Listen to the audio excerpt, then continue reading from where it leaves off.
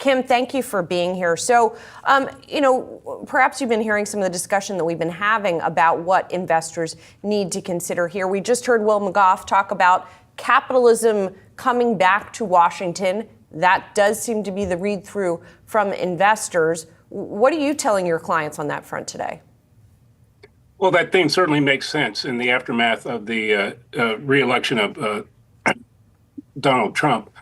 At some point, Washington settles into doing its job, and that's after the apparatus of government has been established. So we would expect that between now and the end of the first quarter, President-elect Trump will give us more information on his plans on both fiscal policy and tariffs, each of which can be inflationary, each of which does have prospect for nicking the economy, certainly raising consumer prices.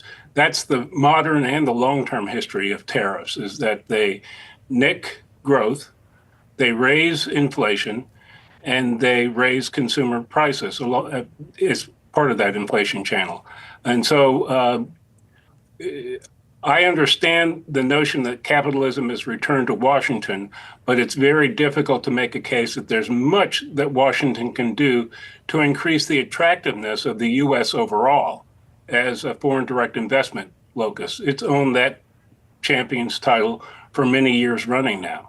The underlying economy, from a fundamental basis, top down and bottom up, is strong to better, and we expect that that comes through after the volatility of election uncertainty passes. We are in a period where that volatility is dropping off.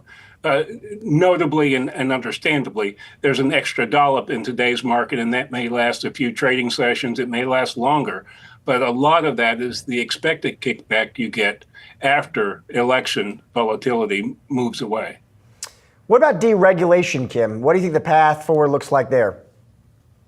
Complicated. I think, given the Supreme Court decision last year, Loper Bright, it's going to be quarters, if not years, according to every lawyer I speak to who practices administrative law, before you have a clear sense of whether or not any agency's regulatory rulemaking is going to survive judicial review. That's at the lower court level and ultimately all the way up to the Supreme Court finally. So my view, straightforward view, is that we're probably 6 to 8 quarters before we have a sense of who's in charge of deregulation in Washington, the courts or the executive branch and its agencies. Kim, with regards to all of this and trying to figure out what's going to happen, the composition of the White House is going to be important beyond Donald Trump, obviously, who the cabinet is going to be, who his close advisors are going to be. Which positions are you watching most closely, and who do you think he could put in those positions? Well, the first part of that question is a lot easier than the second part, Yeah. So I'll deal with that first. It is traditionally the case, and I think it will be given circumstances and President-elect's style, at least the style we knew when he was in office previously. There'll be a handful of people in the White House who matter. I would imagine the National Security Advisor, the Chief of Staff will matter a lot. But then it's always the big four. In no particular order: Treasury, Defense, Justice, State. You watch most keenly who ends up in those positions. If you're focused on international economic policy, obviously that's Treasury and State, and some commerce, obviously, especially when it comes to export controls. In terms of President-elect Trump and the Justice Department, there will be upheaval there. And so investors will be interested in that, but also in the tone of competition policy going forward. My guess is that if the underlying economy stays as strong as it is now for the foreseeable future, and in policy that's 2 quarters, your crystal ball really gives out after that, there's a signal to practitioners of M&A that the door is open again. The last 3 years consecutively, there have been fewer deals brought and fewer deals consummated because of the change in competition policy when Biden came to office. That will reverse itself hard, I think, once inauguration comes and the Department of Justice settles in its key leadership. Kim, let's talk about the Federal Reserve for a moment. Of course, we're going to get an interest rate decision tomorrow, likely a quarter-point cut.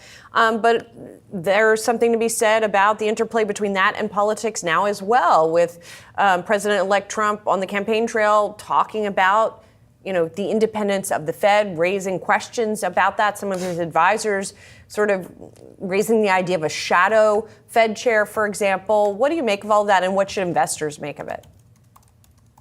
I'll do this one in reverse. I don't think investors should try to make too much of it right now. The facts are what they are, and that is that the Board of Governors is going to be a majority of Biden appointees until some of those people decide to step away, the chair or the other four governors that he appointed.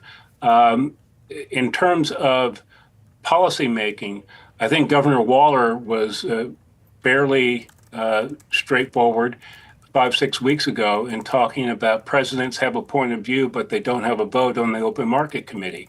He was a little more forceful than that, but that's the message you get. And you have to keep in mind that the constituencies that are powerful in Washington, led by the top 25 banks of the country, they prefer consistency in their communications and expectations with the central bank. A lack of independence at the central bank would be viewed as potential threat to reserve currency status and a potential threat to monetary policy that might affect the economy. So I would say Washington usually talks a big game about the Fed, both from the left and the right, but very little comes of it. This going back to even Dodd-Frank back in 2010, when there was a lot of talk from the left of changing the way the Fed operated. There's structural, institutional pushback against denting the independence of the Fed. Kim, thank you so much for your perspective. Appreciate it. We will indeed see if any of that comes to fruition this time around. Thank you.